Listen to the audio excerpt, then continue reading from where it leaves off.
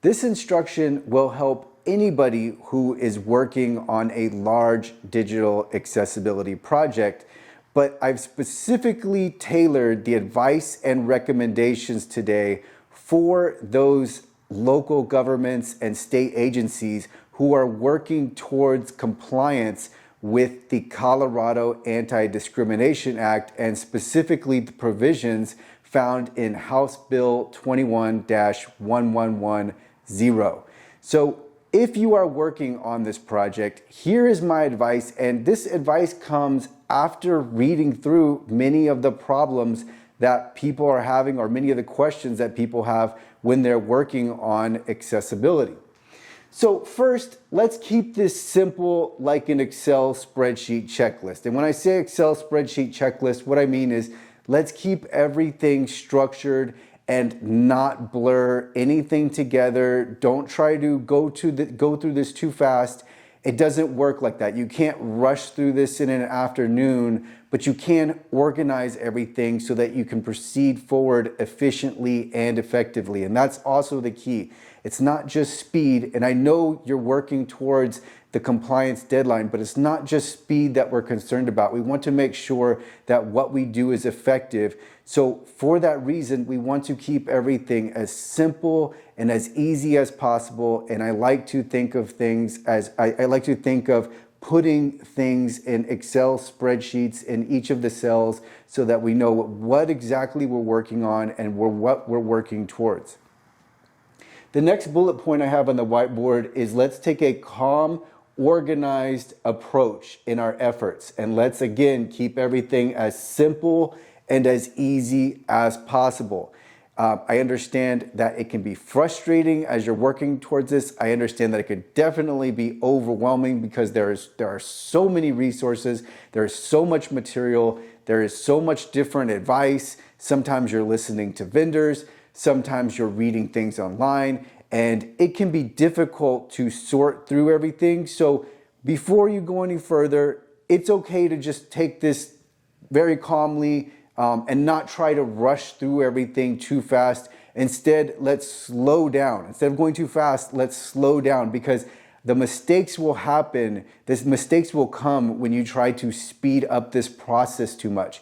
We're still going to get through everything very quickly, but we're going to make sure we do so in an organized manner. And so that's my second bullet point. And we're also going to keep this simple and easy. Let's not make this too complex. Let's not make this any more complex than it needs to be. I understand there are a lot of digital assets that you need to get through, but we can still get through those in an organized manner.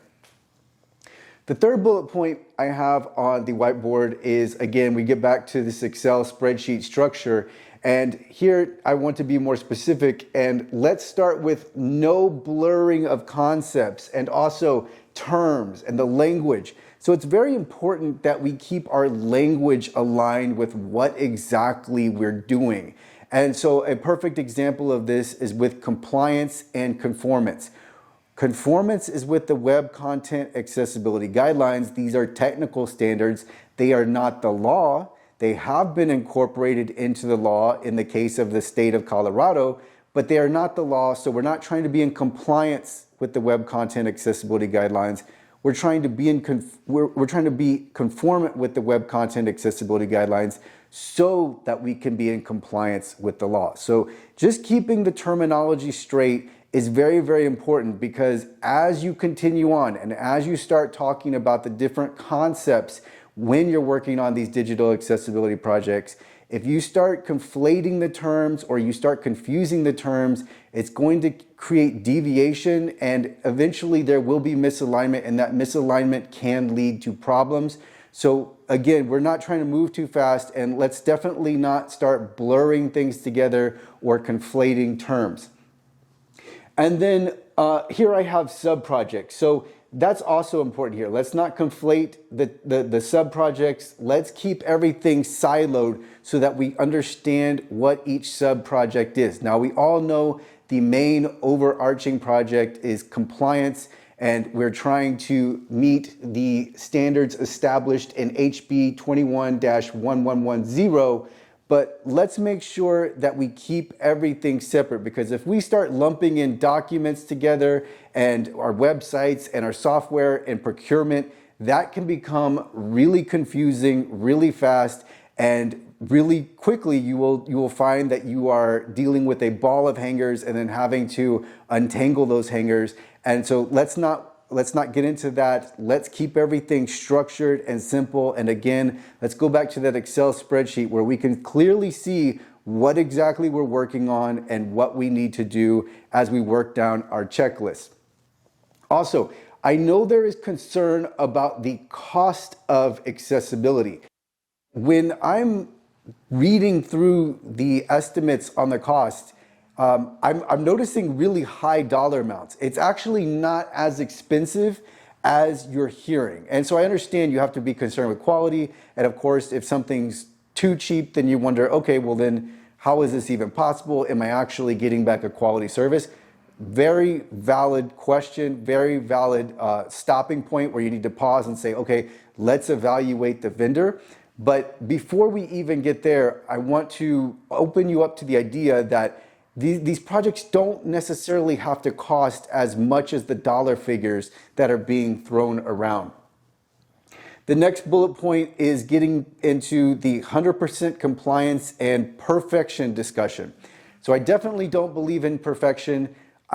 Perfection is the absolute wrong route when it comes to accessibility.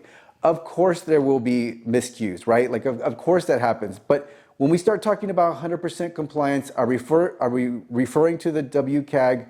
Are we referring to the Web Content Accessibility Guidelines? Are we referring to accessibility for our website? What exactly are we saying is impossible, right? So I actually don't like that discussion, because I like to work through things, and I don't want to necessarily limit myself and think of something as impossible when, for example, website accessibility and WCAG conformance for a website are not impossible.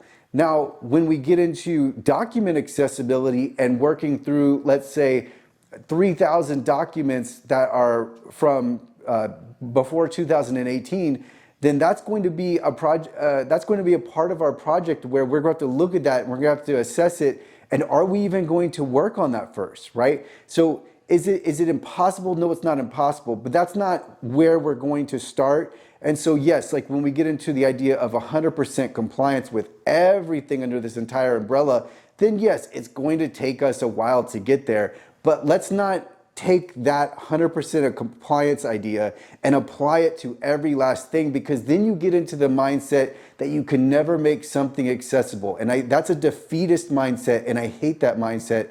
And you need to take the approach that we just need to take things as they come, and that's why we're going to be organized and structured and start with what we can do and take care of it as best we can. And then we also have the idea and the discussion around the constantly changing standards and continually updating websites. And so this again gets back into the defeatist notion. We'll never be able to do this because everything's changing and papers are being shuffled. And I hear people talking about this, and it's defeatist, and it's not true. The standards aren't constantly changing. The last 3 versions of the Web Content Accessibility Guidelines were published in 2008, 2018, and 2023, respectively. The standards are not constantly changing. And the Office of Information Technology in Colorado has set out what is necessary for compliance. So they have set out those standards. So nothing is constantly changing. The carpet is not being pulled out, or the rug is not being pulled out from underneath you. And I don't want anybody to have to feel like they're looking over their shoulder or they're uncertain of how to proceed. No, we need to have a definitive path forward, and we can't have that if we're under this impression that even when we're working, something is changing. And so that's going to cover the constantly changing standards. When it comes to website updates, that's why we need to set a process in place so that someone is not uploading content or posting new content that is inaccessible. That gets into our accessibility policy, which I'll talk about in a second. But we need to make sure that we have processes in place so that that is not happening. That's all part of this project. So we're not making these updates where we have a perfectly conformant website and then someone posts a new blog post and then that blog post has, let's say, a video with no closed captions. So we want to avoid that defeatist mindset, and we want to just structure this and work through this in a very systematic and organized manner. And that gets to my next point, is prioritization. We know that we're not going to make everything accessible at once. That's just not a reality. But what we do need to do is we need to start to identify our different digital assets and decide where we want to prioritize our resources first. And so that's just something that we have to decide when evaluating what are the digital assets we have, how many of them do we have, what gets the most attention, etc. So, but prioritization is going to be very, very important in this project. Another thing I've noticed is an emphasis on the dashboards and reporting that comes from platforms like Monsito and SiteImprove, and there's also very much a focus on the score. And so part of Monsito and SiteImprove, actually a big part, is it's all based on an automated scan, which, by the way, you can get for free. Scans are free. Single page scans are free. Now, you can scan more pages with Monsito and SiteImprove, but again, the scan itself is free, and just because you have the premium version doesn't mean any more accessibility issues are being flagged than they are in a free scan. So we can use Axe, we can use Wave, we can use Google Lighthouse, and we can determine how many different accessibility issues are being flagged. But again, with scans, what's important to know is that they are extremely limited. They can be helpful. Yes, they are very helpful, but you can get most of the value from scans just by using a free scan. And so Wave is the perfect example. But I do notice an overemphasis on using these dashboards, and then also a focus in on the score. First of all, this score is not a compliance score. So when you're getting a score back on accessibility issues, it's not a compliance score. And that gets back into my not blurring concepts, no conflating terms. Let's keep everything aligned and determine what exactly are we looking at when we look at this score.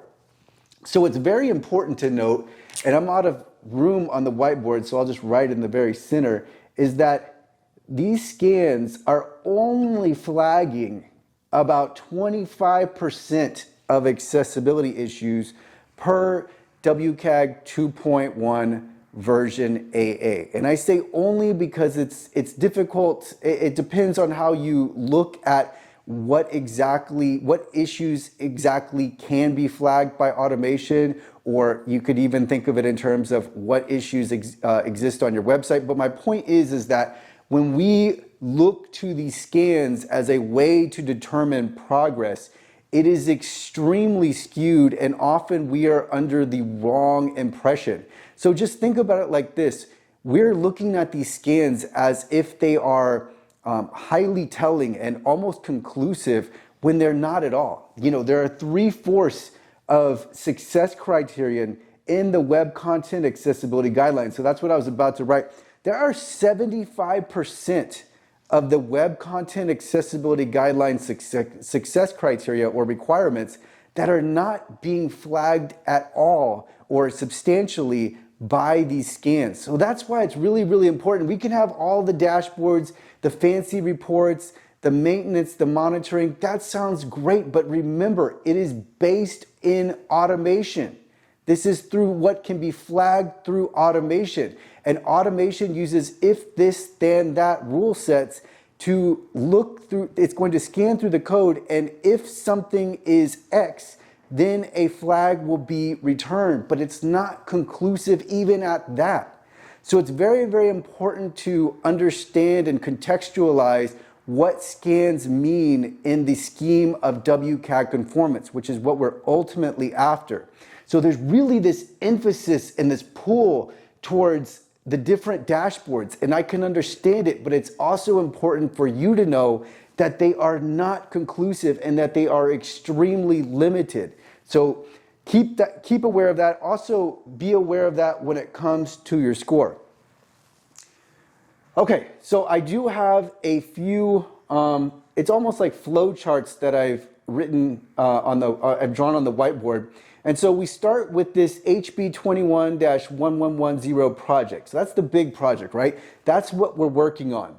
And then I have this broken down into 3 different silos. We have website, we have software, and we have documents. And that's just a generalization. Maybe it's different for your organization, but the point is that we want to start to silo things so that we can keep them organized.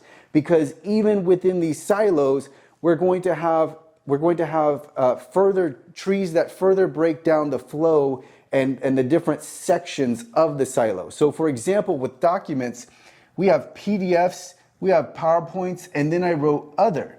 And it really depends on the different document formats that your organization uses, but we're going to keep this in mind so that we're not trying to work on everything at once. We want to start to break what we're actually doing down and then understand again, where do I want to prioritize my efforts? And I just wrote a 1 by websites because that is where I would focus my efforts on first.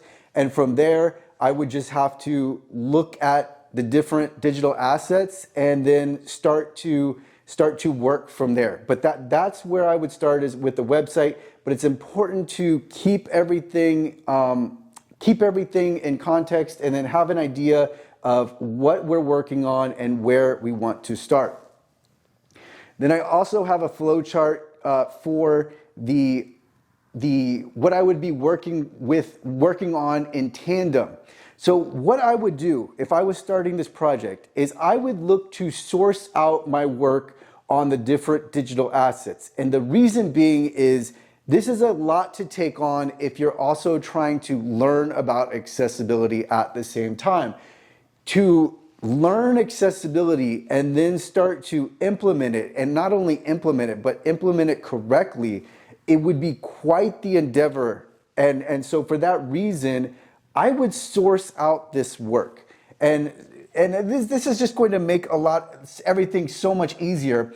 But even when you're sourcing out work, keep in mind that if you get an audit, that's great. But what can you take action upon that audit? Are you going to be able to remediate the issues in that audit? And once we get that audit, we need to get to work right away, because the audit's going to lose freshness when more updates to the website are made or any changes to the code are made. And that is something that foils a lot of accessibility efforts. And I'm talking from experience in watching the largest corporations in the world try to work through accessibility. They get the audit and then they're not proactive with it. And so that creates a lot of problems. But this is like the beginning structure of how I would start to view my project.